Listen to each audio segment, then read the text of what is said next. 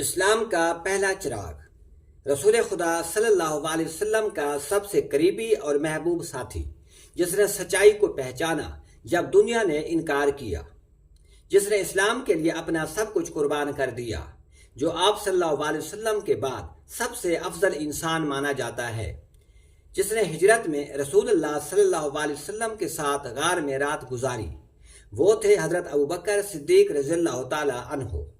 ان کا اصل نام عبداللہ بن ابو قحافہ تھا۔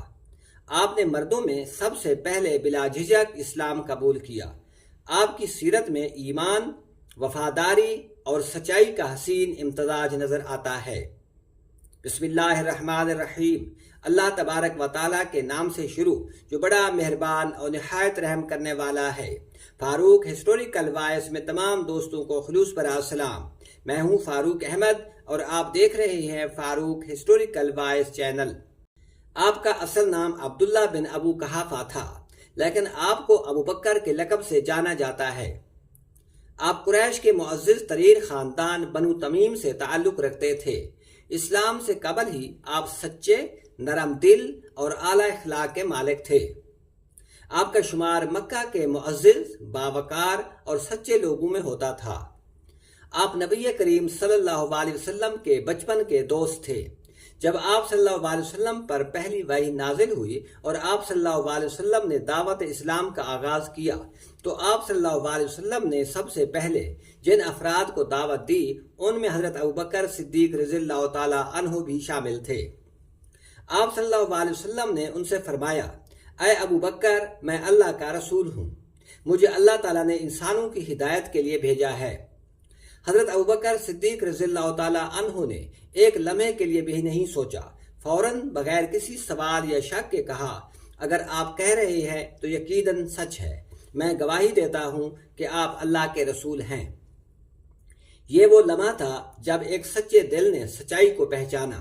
آپ نے اسی وقت اسلام قبول کر لیا اور یوں آپ سب سے پہلے اسلام قبول کرنے والے مرد بن گئے۔ حضرت ابوبکر صدیق رضی اللہ تعالیٰ عنہ وہ پہلے مرد تھے جنہوں نے نبی کریم صلی اللہ علیہ وسلم کی بات پر بغیر کسی دلیل کے، بغیر کسی معجزے کے، صرف دل کے یقین سے اسلام قبول کیا۔ ان کا ایمان ہی ایسا تھا کہ بعد میں نبی کریم صلی اللہ علیہ وسلم نے فرمایا، ابوبکر کا ایمان پوری امت کے ایمان کے برابر ہے۔ آپ صلی اللہ علیہ وسلم نے ارشاد فرمایا، میں نے جس شخص کو بھی اسلام کی دعوت دی، وہ تھوڑی دیر کے لیے ضرور سوچتا، لیکن ابوبکر وہ شخص تھا جس نے فوراً اسلام قبول کر لیا۔ حضرت ابوبکر صدیق رضی اللہ تعالیٰ عنہ کا اسلام قبول کرنا اسلام کے ابتدائی دور میں بہت اہمیت رکھتا تھا، کیونکہ آپ کی سچائی اور اثر و رسوخ نے دوسروں کو بھی اسلام کی طرف مائل کیا۔ آپ کی کوششوں سے کئی عظیم صحابہ کرام ایمان لائے، جیسے حضرت عثمان بن عفان رضی اللہ تعالی عنہ، حضرت زبیر بن عوام رضی اللہ تعالی عنہ، حضرت عبد الرحمن بن عوف رضی اللہ تعالی عنہ، حضرت سعد بن ابی وقاص رضی اللہ تعالی عنہ، حضرت طلحہ بن عبید اللہ رضی اللہ تعالی عنہ۔ یہ تمام صحابہ کرام بعد میں عشرہ مبشرہ میں شامل ہوئے۔ یاد رہے، عشرہ مبشرہ ان 10 صحابہ کرام کو کہا جاتا ہے جنہیں آپ صلی اللہ علیہ وسلم نے دنیا میں ہی جنت کی خوشخبری سنا دی تھی۔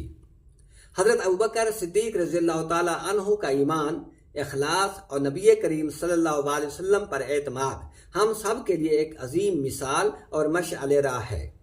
اللہ تبارک و تعالی ہمیں بھی ایسا سچا ایمان عطا فرمائے، آمین۔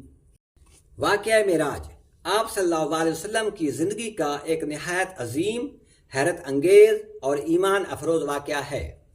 یہ واقعہ اللہ تبارک و تعالیٰ کی قدرت اور نبی کریم صلی اللہ علیہ وسلم کی عظمت کو ظاہر کرتا ہے، جس میں آپ صلی اللہ علیہ وسلم کو رات کے ایک قلیل حصے میں مسجد حرام مکہ مکرمہ سے مسجد اقصیٰ یعنی بیت المقدس تک لے جایا گیا اور وہاں سے 7 آسمانوں کی سیر اور ملاقات الہی کا سفر کروایا گیا۔ حضرت ابوبکر صدیق رضی اللہ تعالیٰ عنہ کے ایمان کی طاقت کا ایک اور مظہر اس وقت دیکھنے کو ملا جب آپ صلی اللہ علیہ وسلم نے یہ واقعہ معراج کا ذکر فرمایا۔ مشرکین مکہ دوڑے دوڑے حضرت ابوبکر رضی اللہ تعالیٰ عنہ کے پاس گئے اور کہا کہ تمہارا دوست کہتا ہے کہ وہ ایک ہی رات میں مکہ سے بیت المقدس اور پھر 7 آسمانوں تک گیا، کیا یہ ممکن ہے؟ حضرت ابوبکر صدیق رضی اللہ تعالیٰ عنہ نے کہا، اگر محمد صلی اللہ علیہ وسلم یہ فرما رہے ہیں تو یہ ضرور سچ ہے۔ میں تو اس سے بھی بڑی بات پر ایمان لاتا ہوں کہ ان پر اللہ کی طرف سے وحی نازل ہوتی ہے۔ اس پر آپ صلی اللہ علیہ وسلم نے حضرت ابوبکر کو صدیق کا لقب عطا فرمایا۔ حضرت ابوبکر صدیق رضی اللہ تعالیٰ عنہ نہ صرف اسلام کے پہلے مرد صحابی تھے بلکہ ہر مشکل وقت میں آپ صلی اللہ علیہ وسلم کا ساتھ دیا۔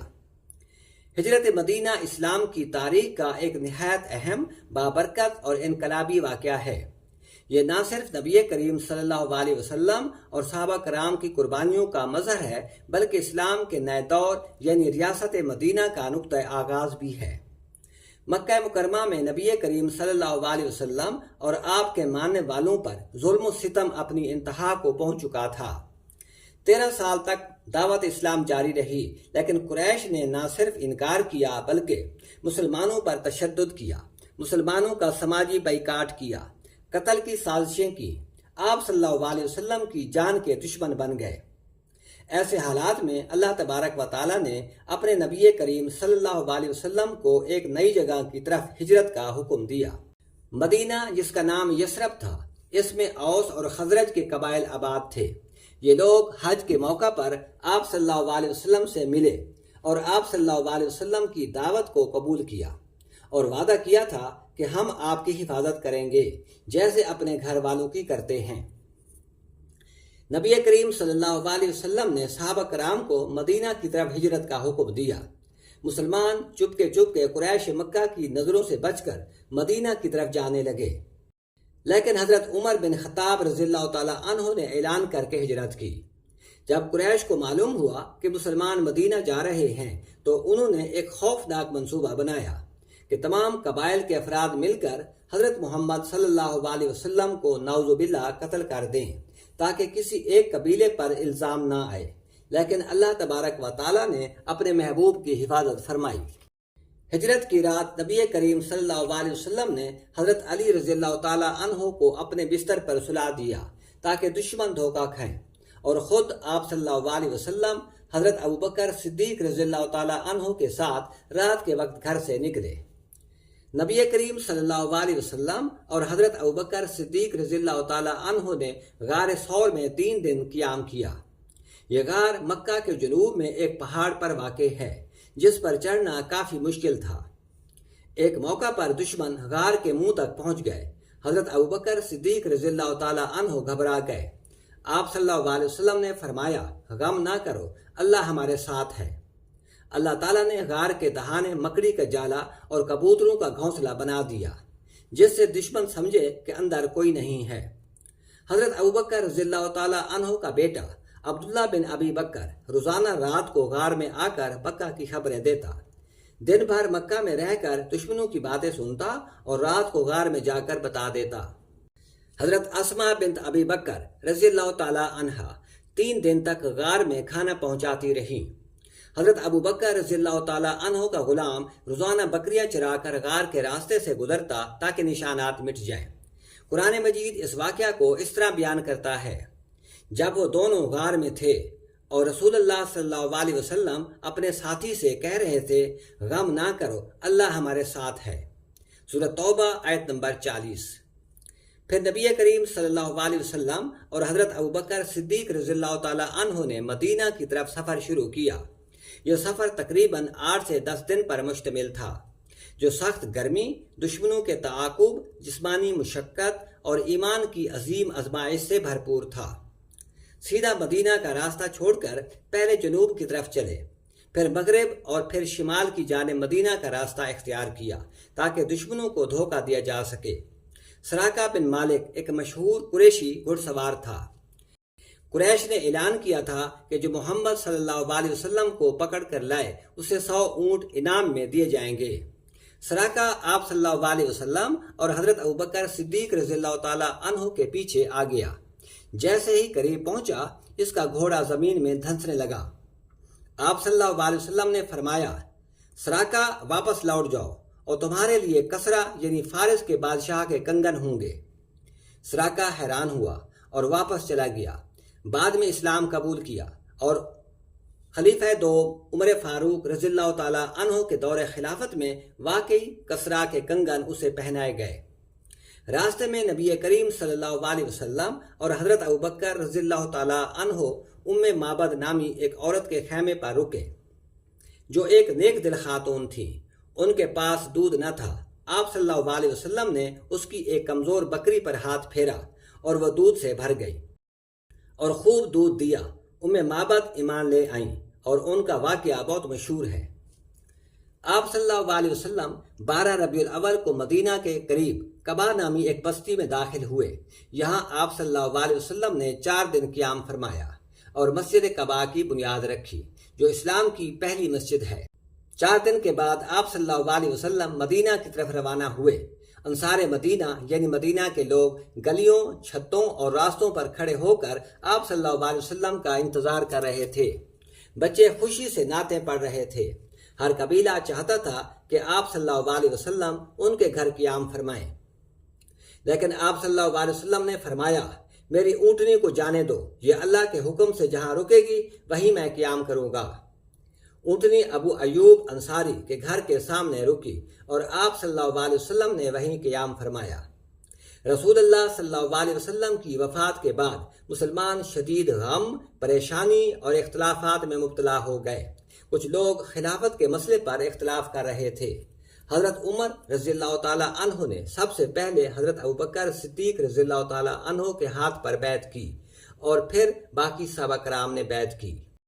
یوں آپ رضی اللہ تعالیٰ عنہ اسلام کے پہلے خلیفہ راشد بن گئے۔ حضرت ابوبکر صدیق رضی اللہ تعالیٰ عنہ کا دور خلافت اسلامی تاریخ کا انتہائی اہم اور نازک ترین وقت تھا۔ رسول اللہ صلی اللہ علیہ وسلم کی وفات کے بعد آپ نے جس حکمت، جرأت اور استقامت سے امت کی رہنمائی کی، وہ رہتی دنیا تک ایک مثالی قیادت کا نمونہ ہے۔ حضرت ابوبکر صدیق رضی اللہ تعالیٰ عنہ 12 ربیع الاول 11 ہجری کو خلیفہ بنے۔ آپ کی خلافت 2 سال 3 ماہ اور 10 دن رہی۔ رسول اللہ صلی اللہ علیہ وسلم کی وفات کے بعد کچھ لوگوں نے نبوت کا جھوٹا دعویٰ کر دیا۔ کچھ لوگوں نے زکوٰۃ دینے سے انکار کر دیا۔ ان کا کہنا تھا کہ زکوٰۃ صرف نبی کریم صلی اللہ علیہ وسلم کے زمانے میں دی جاتی تھی۔ حضرت ابوبکر صدیق رضی اللہ تعالیٰ عنہ نے فرمایا کہ خدا کی قسم، جو لوگ نبی کریم صلی اللہ علیہ وسلم کے زمانے میں زکوٰۃ میں اونٹنے کی رسی بھی دیتے تھے، اگر وہ اب انکار کریں گے تو میں ان سے جنگ کروں گا۔ یہ آپ کی جرأت مندانہ قیادت کا بڑا مظہر تھا۔ جنگ یمامہ میں کئی حفاظ صحابہ کرام شہید ہو گئے تو حضرت عمر رضی اللہ تعالیٰ عنہ نے حضرت ابوبکر صدیق رضی اللہ تعالیٰ عنہ سے عرض کی کہ قرآن کو ایک جگہ جمع کیا جائے۔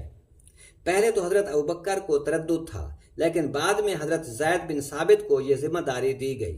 تمام آیات اور صورتیں گواہوں کی موجودگی میں جمع کی گئیں۔ اس طرح پہلا مصحف تیار ہوا، جس سے مصحف ابوبکر کہا جاتا ہے۔ بعد میں حضرت عثمان رضی اللہ تعالیٰ عنہ کے دور میں اسے باقاعدہ عام کر دیا گیا۔ حضرت ابوبکر صدیق رضی اللہ تعالیٰ عنہ کے دور خلافت میں حضرت خالد بن ولید رضی اللہ تعالیٰ عنہ، حضرت ابو عبیدہ اور دیگر صحابہ کرام کی قیادت میں کئی مقامات فتح ہوئے، جیسے بصرہ اور دمشق وغیرہ۔ آپ رضی اللہ تعالیٰ عنہ نے عدل و انصاف کا اعلیٰ نظام قائم کیا۔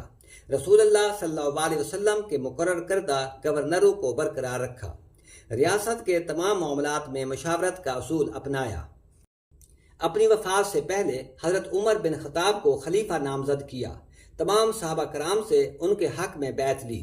فرمایا، میرے بعد عمر تمہاری قیادت کریں گے۔ حضرت ابوبکر صدیق رضی اللہ تعالیٰ عنہ نے نبی کریم صلی اللہ علیہ وسلم کے پہلو میں دفن ہونے کی وصیت کی۔ آپ کا وصال جمادی الثانی 13 ہجری میں ہوا۔ رسول اللہ صلی اللہ علیہ وسلم کے پہلو میں حجرہ عائشہ میں دفن کیے گئے۔ ناظرین کرام، اگر آپ کو یہ ویڈیو پسند آئی ہو، اسے سبسکرائب کریں، لائک کریں اور اپنے دوستوں کے ساتھ شیئر کریں۔ مزید اسلامی ویڈیوز کے لیے فاروق ہسٹوریکل وائس